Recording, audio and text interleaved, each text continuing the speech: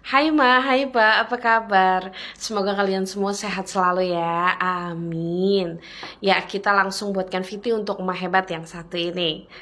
Anak saya juga kena epilepsi waktu usia 8 bulan. Sekarang usianya 1 tahun setengah, belum bisa duduk dan jalan, Kak. Tapi apakah bakal bisa duduk dan jalan? Insya Allah sesuai dengan cara pengobatan yang benar, terus juga dibarengi dengan terapi, insya Allah bisa duduk, bisa jalan. Tapi setiap pasien epilepsi itu progresnya beda-beda. Ada yang cepat, ada yang sedang, ada yang lama, dan itu tergantung keadaan kondisi fisik si anak tersebut. Saran dari saya, ini usianya sudah 1 tahun setengah. Pengobatan epilepsi dibarengi juga dengan fisioterapi. Nanti dari dokter spesialis anaknya, jika memang belum disarankan, emak bisa meminta, "Dok, tolong rujuk anak saya ke dokter rehab medik supaya anak saya mendapatkan terapi, karena anak saya sudah usia sekian belum bisa duduk apalagi berjalan." Seperti itu. Jadi harus dibarengi dengan fisioterapi. Supaya apa? Supaya syaraf-syarafnya yang rusak sedang diperbaiki dengan obat yang dikonsumsi, dan juga dilatih pergerakannya dengan cara diterapi.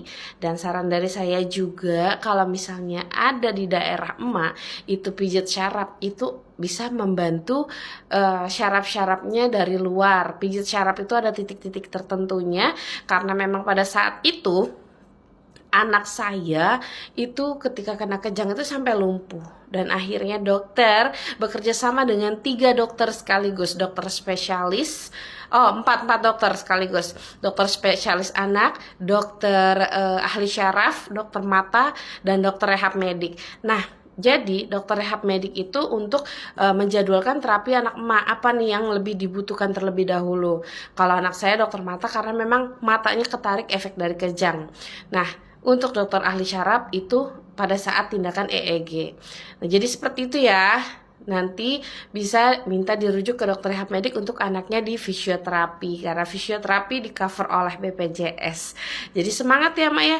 Memang efek dari kejang itu luar biasa ke anak. Bahkan sampai ada yang matanya ketarik seperti anak saya, bahkan sampai lumpuh karena memang syarafnya banyak yang rusak dan telat penanganan seperti itu. Semoga emak mau ketika ketemu kontrol nih, emak mau bertanya kepada dokternya, "Dok, ini anak saya belum bisa duduk, belum bisa jalan gitu. Saya mau minta dirujuk ke dokter rehab medik untuk anak saya mendapatkan terapi." Pasti dikasih. Karena memang sebenarnya sih dokternya harus langsung bekerja sama gitu. Kalau untuk anak pasien epilepsi, tumbuh kembangnya memang amat sangat terganggu. Harusnya sih sudah dilakukan terapi. Kalau memang emak sudah dilakukan terapi juga nih misalnya anaknya, ya harap-harap bersabar. Dan terapi itu biasanya kan cuma seminggu 2 kali. Untuk mendapatkan hasil progres yang bagus di rumah, kita harus ulangi terapinya. Misalkan 5 atau 10 menit di rumah. Seperti apa gerakannya minta diajari oleh terapis yang ada di rumah sakit. Seperti itu. Semangat ya Mak, tetap harus semangat. Jangan menyerah dan jangan sekali-kali membedakan atau membanding-bandingkan anak kita dengan anak orang lain, karena anak orang lain dengan anak kita beda.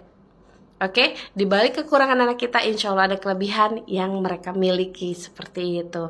Dulu juga anak saya seperti itu, belum bisa jalan usia 3 tahun. Alhamdulillah ketemu pijat syaraf, beliau pegang kakinya 2 kali datang, alhamdulillah bisa jalan. Nah, qadarullahnya sekarang masih terapi untuk terapi bicara. Pokoknya untuk terapi anak epilepsi itu memang butuh waktu. Seiring berjalannya pengobatan, kita barengi dengan terapi, insya Allah tumbuh kembangnya bisa dikejar. Semangat ya Maya, semoga viti-viti dari saya bermanfaat dan terima kasih.